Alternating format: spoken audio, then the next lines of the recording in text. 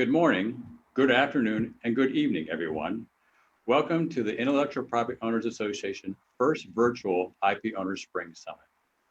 My name is Dan Staudt, and in addition to being Vice President and Chief IP Counsel at Siemens Corporation, I have the privilege of serving as the current President of IPO. Last year, when I opened up the Spring Summit in Washington, D.C., I remember that the shutdown was on the verge of being implemented. I never would have thought we would still not be meeting in person 1 year later. The good news is we're getting close to a new normal with all the vaccinations that are occurring. Of course, the need for community and continuing education remains, and therefore we continue to strive to provide high quality content and networking on a virtual platform under the current circumstances that we continue to face. We greatly appreciate everyone's support in this effort, and the virtual meeting has given us an opportunity to have speakers that we would not otherwise be able to schedule. As you know from years past, the purpose of this summit is to provide an opportunity for in-house counsel to exchange best practices, as well as provide law firms with information that will enhance relationship building and productivity with their corporate clients. Our program committee, co-chaired by Daryl Fricke of the Dow Chemical Company and Jillian Thackeray of Thermo Fisher Scientific, has put together a great program for us. We hope that you are able to join us during these live sessions, but understand that you may have to miss one or two. All of these sessions are being recorded and available on demand for attendees to view in the virtual platform to view later. IPO is also offering a virtual networking lounge for attendees to meet with colleagues throughout the meetings. A link to the lounge can be found in the networking portion of the platform.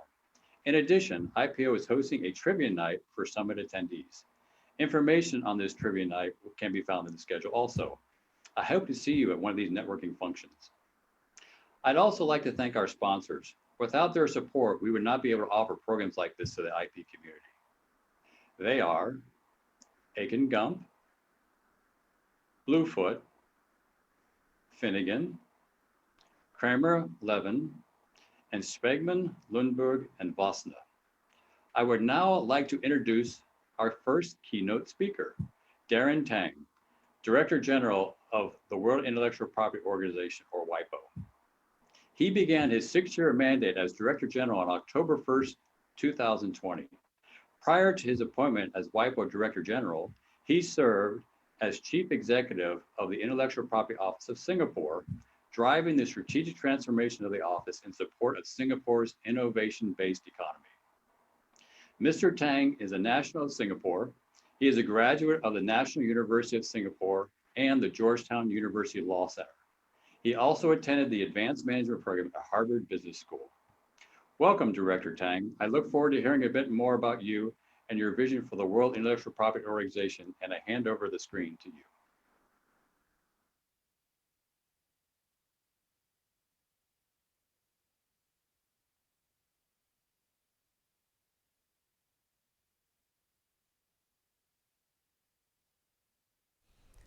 Good morning. I'm honored to open the IP Owners Virtual Spring Summit.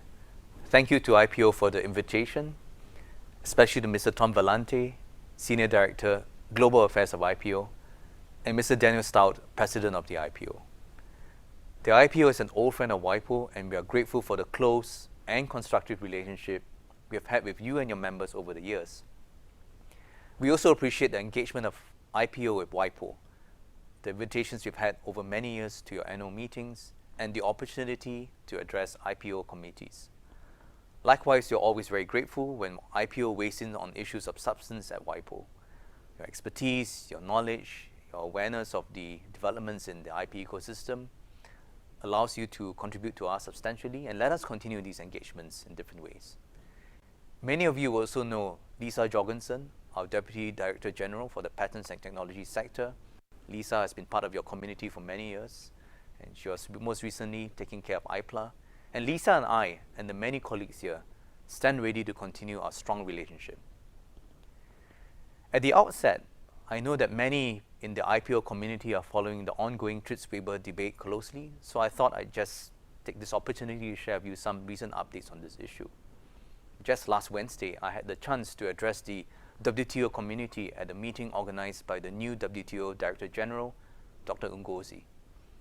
At this meeting, I affirmed and emphasized the important role that IP has played in incentivizing health innovations over decades. I also took the chance to point out that human ingenuity and innovation is what has allowed us to bring vaccines to people in the fastest ever time in our history, and this was due in part to having a strong global IP ecosystem. If IPO members are interested, the full speech can be found on WIPO's website. Turning to WIPO, I want to provide some updates first on our services because many of you represent companies that are key users.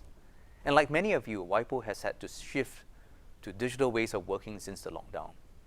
I'm pleased to share with you that we've been able to adapt quickly to this new way of working and that our levels of output and productivity very quickly reached pre-pandemic rates or even higher.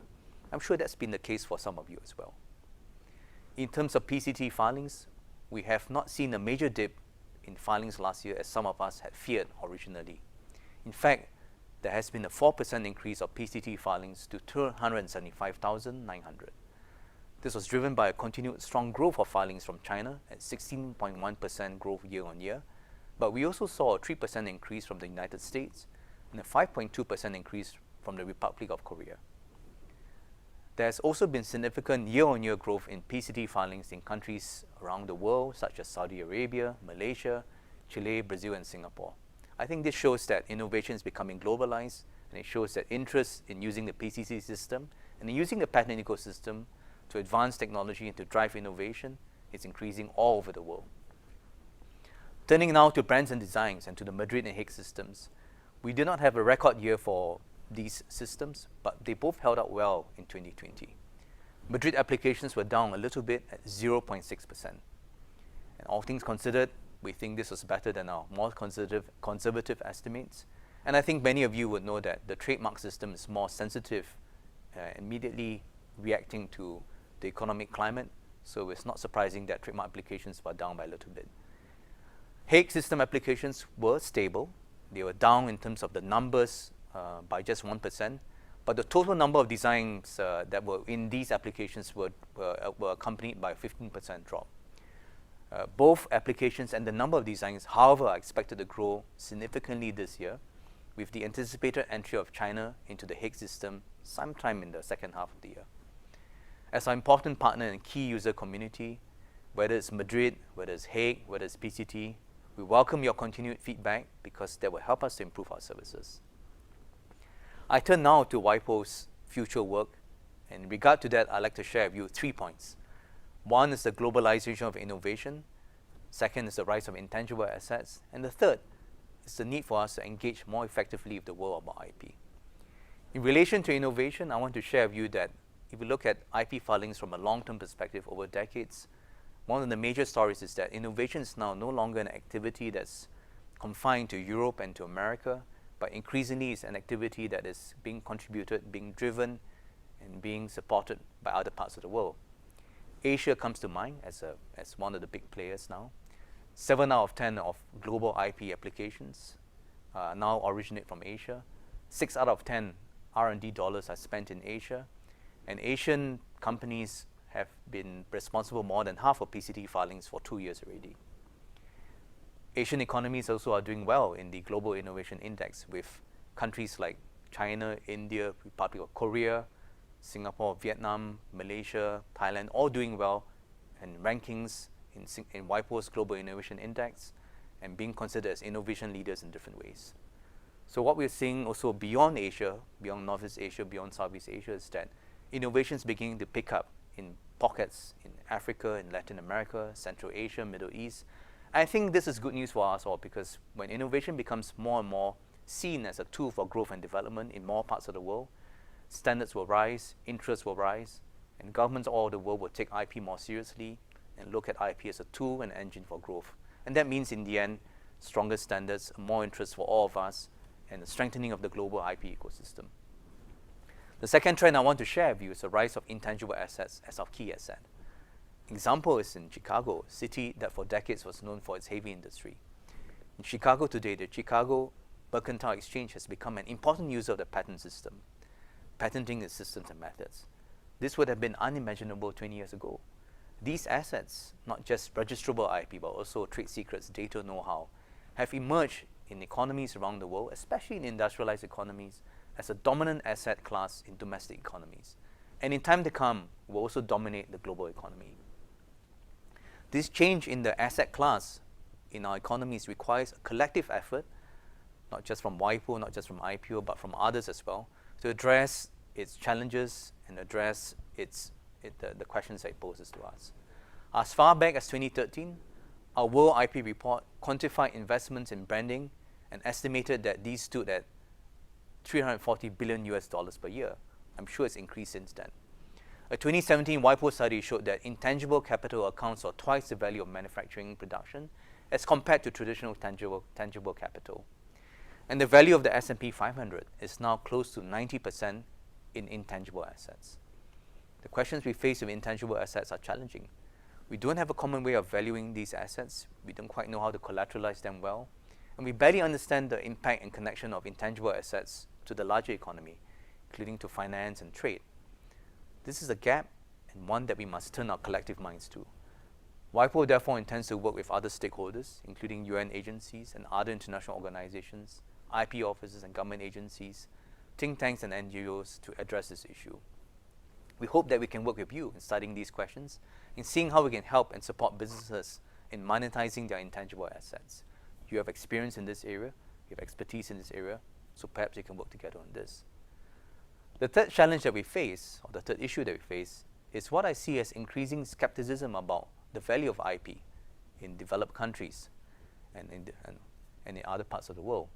So one of the big areas of work that WIPO will be looking at is how to bring the IP message to all countries in the world, including developing and least developed countries. And coming from Asia, Southeast Asia, Singapore, I've seen how, from a first-person perspective, that IP, if balanced right, if done wisely, can be a very powerful tool for economic development, for creating jobs, for attracting investments, for growing businesses and growing enterprises. WIPO and partners such as IPO need to step up to the plate to bring the message of IP to audiences globally. We cannot take it for granted that people recognize the value of IP, even those in developed and industrialized economies. Everyone at this meeting are all converted. We're all part of the choir that sings from the same song sheet of IP. But we need now to go beyond our IP community. We need to go beyond the IP Council's office. We need to go beyond the IP experts, offices, to boardrooms, to policy makers, to political leadership, and more broadly to engage with the minds and hearts of the men and women in the street about IP. IP for far too many people is still seen as technical, legalistic, and opaque, and very few of them feel that it's connected or relevant to their lives. So we need to make a difference here. We need to go out there and tell stories around IP. And I would say that this is particularly important for young people who are future innovators and creators, and who are especially comfortable with the digital world of technology. This generation needs to see IP as part of their lives, as an enabler for their aspirations, and as part of their future. One of the goals of the new administration at WIPO is for us to step up our work to better support innovators and creators, startups, SMEs and research institutions, universities, in the important task of using IP to translate ideas to impact.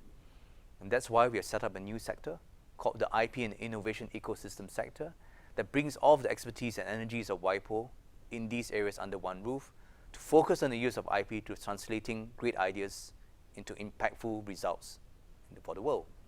However, we can't and we are not intending to do this alone.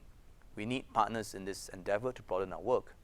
We're looking to work not just with our usual partners in IP offices who are themselves rethinking their roles in this new world, but also reaching out to many players in the IP space to find great opportunities to collaborate, including with associations like the IPO. I want to make sure that when we talk about IP to businesses, we talk about it from a business perspective and not just from a legal perspective. And this is one of the reasons why this coming World IP Day, we're focusing on the journey businesses take to bring their ideas to the market. And that's why the theme is SMEs, from ideas to market. So we welcome IPO membership support in amplifying this message in your communities, in your parts of the world, and throughout the globe. The future ahead for us in the IP community is now to bring our message to the world about the value of IP and how it is connected, relevant, and important to everyone's lives, not just in industrialized economies, but in every part of the world. I look forward to working with IPO and its members to make this a reality. Thank you once again for inviting me to your virtual Spring Summit. I wish you all the best, and I hope that all of you will keep safe and healthy. Until we next meet, hopefully in person. Thank you very much. Thank you, Director General Tang.